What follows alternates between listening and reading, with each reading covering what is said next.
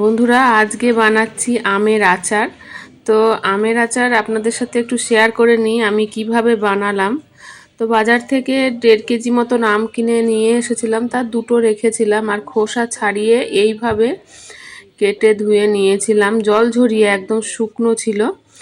আর আমের আঁটিটা এখনও শক্ত হয়নি, মানে কাটা যাচ্ছিল আর কি অতি সহজেই। এর পরে দিন কতক পরের থেকে আঁটিটা শক্ত হয়ে যাবে, তখন আর কাটা যাবে না, তখনও অন্য ধরনের আচার হবে। তো এই শুরুতেই ভাবলাম করে নিই। তো এতে কি কি মশলা দেব চলুন দেখে নিন।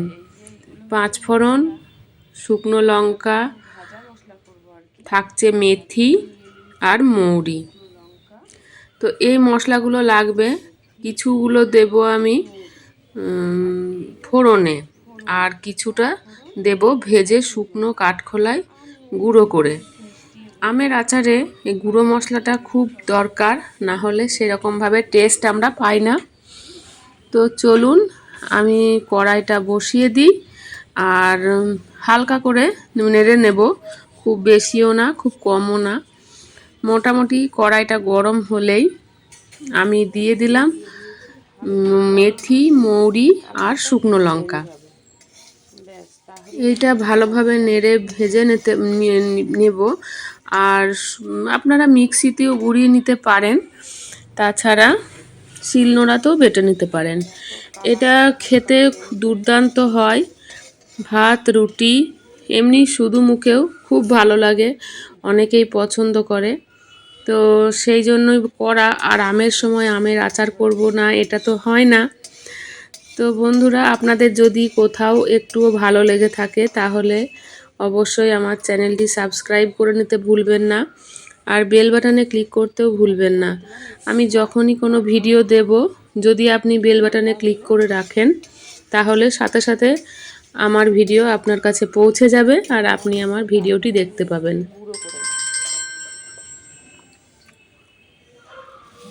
তো বন্ধুরা, আমার ভাজা হয়ে গেছে অলরেডি, দেখুন ভেজে নামিয়ে দিয়েছি। আর এদিকে আমটার মধ্যে চিনি দিয়ে দিলাম, বেশ মোটামুটি 500-র উপর চিনি দিয়েছিলাম। আর এই চিনি দিয়ে তারপরে নুন, পরিমাণ মতো নুন দিয়ে দিলাম। তারপরে দেব কিছুটা শুকনো লঙ্কা, যাতে কালারটা বেশ ভালো আসে। এই শুকনো লঙ্কাটা ঝাল নয় বন্ধুরা, এটা হচ্ছে কালারের জন্য। তো বন্ধুরা, আমার মোটামুটি দেয়া হয়ে গেছে। এবার মিশিয়ে আমি 1 ঘন্টা মতন রেখে দেব, এবং 1 ঘন্টা মতন রেখে দেওয়ার পরে এটা চিনিটা গুলে যাবে। আর তারপরেই আমার প্রসেসিংটা শুরু করব। কড়াইয়ে বসিয়ে দেব, আর কড়াইয়ে বসিয়ে তারপরে আচারটা তৈরি করব। আর এইটা যদি আপনারা 1 বছর ধরে রেখে দিতে চান, তাহলে যে হোয়াইট ভিনিগারটা আছে সেই ভিনিগার যদি আপনারা দিয়ে দেন মোটামুটি 1 চামচ কি 2 চামচ মতন, তাহলে এটা অনায়াসেই সুন্দরভাবে থেকে যাবে, কোনো রকম খারাপ হবে না। দেখুন আমার চিনি গলে গিয়েছে অনেকটা, 50%-এর ওপর চিনি গলে গিয়েছে, এর জলটাও বেরিয়ে আসছে। কাঁচা আম যেহেতু, কাঁচা আমের জল প্রচুর বেরোবে নুন দেওয়ার জন্য, আর চিনিটাও গলে অনেকটাই গিয়েছে। এরপরে আমি আমটা বসিয়ে দিয়েছিলাম, আর বেশ ঢাকা দিয়ে দিয়ে বন্ধুরা নাড়াচাড়া করব, খুব একটা জোর দেব না, নাড়বো আর ঢাকা দিয়ে দেবো, মিডিয়াম আঁচে রেখে দেবো। তাহলে আমার পরিষ্কার সেদ্ধও হয়ে যাবে, জলও দিতে হবে না। আর আচারে বন্ধুরা জল দেওয়ার কোনো প্রশ্নই নেই। তো এইরকমভাবে আমি ঢাকা দিয়ে দিয়ে আচারটা রান্না করে নেব। তো এটা আমার বেশিক্ষণ লাগেনি, আধ ঘন্টার মধ্যেই তৈরি হয়ে গেছিলো। দেখুন কিভাবে চিনিটা গলেছে, আর চিনিও গলে গেছে, তার সাথে আমগুলোও সেদ্ধ হয়ে গেছে। তখন মনে হচ্ছিল যে কিভাবে হবে, যাই হোক এটাই নিয়ম।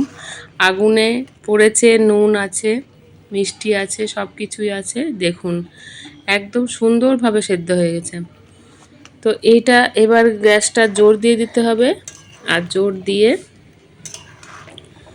শুকনো শুকনো করে নিতে হবে। এটার যেন ঝোল ভাব না থাকে, সম্পূর্ণ টেনে নেয়। দেখুন একদম পরিষ্কার, দারুণভাবে সিদ্ধ হয়ে গেছে। এইভাবে আরও কিছুক্ষণ রাখবো, যতক্ষণ না এই জলটা টানছে, মানে জলীয় ভাব যেটা হয়েছে সেটা শুকিয়ে যাবে, যতক্ষণ না পর্যন্ত ততক্ষণ এইভাবে নাড়তে থাকবো। আর যদি আপনারা গলা গলা পছন্দ করেন তাহলে অবশ্যই আমগুলোকে ঘেঁটে দিতে পারেন। আর যারা শক্ত গোটা গোটা চান খেতে, যেটা পছন্দ করেন, সেটা বেশি ঘাঁটবেন না, নেড়ে মানে নাড়াচাড়া করবেন আর রেখে দেবেন। তাহলে দেখবেন গোটা গোটাও থাকলো, আবার সেদ্ধ হয়ে গেল, আবার জলটাও টেনে নিল। আর এদিকে মশলা আমার রেডি। এরপরে আমি গুঁড়ো মশলাটা করে নেবো। শিল নোড়াতেই করেছিলাম বন্ধুরা, কেননা অল্প পরিমাণ তো, সেই জন্য। আর কাঁচা মৌরি 1 চামচ মতন দিয়ে দিলাম। কাঁচা মৌরিটা দিলে ভালো লাগে, স্বাদটা আরও সুন্দর হয় আমের আচারের। ভাজাও দেওয়া হবে। তো এই দেখুন নাড়তে থাকছি, আর কালারটা দেখুন আস্তে আস্তে কত সুন্দর হয়ে যাচ্ছে। তো এইভাবে যদি আপনারা বাড়িতে এই সময় করে নেন, তাহলে সুন্দর ভাতের পাতে যখন হোক খেতে পারবেন। এই দেখুন আমার গুঁড়ো করা হয়ে গেল, গুঁড়ো করে নিলাম। আর এদিকে আমার জলটা টেনেও নিয়েছে, সামান্য আছে, এরপরে টেনে নেবে, আঠা আঠা হয়ে যাবে, তারপরে আমি নামাবো বন্ধুরা।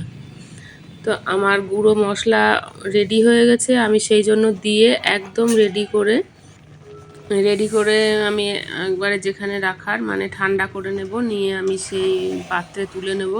তো বন্ধুরা, কেমন লাগলো আমার আচারের রেসিপি?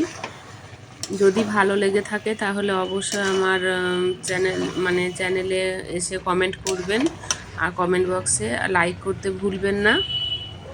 দেখা হচ্ছে নতুন একটা ব্লগে। ততক্ষণ পর্যন্ত সবাই ভালো থাকবেন, সুস্থ থাকবেন। এই প্রচণ্ড গরমে সবাই সাবধানে থাকবেন, জল বেশি বেশি করে খাবেন। দেখুন তৈরি করে ফেলেছি, আসছি, টাটা বন্ধুরা।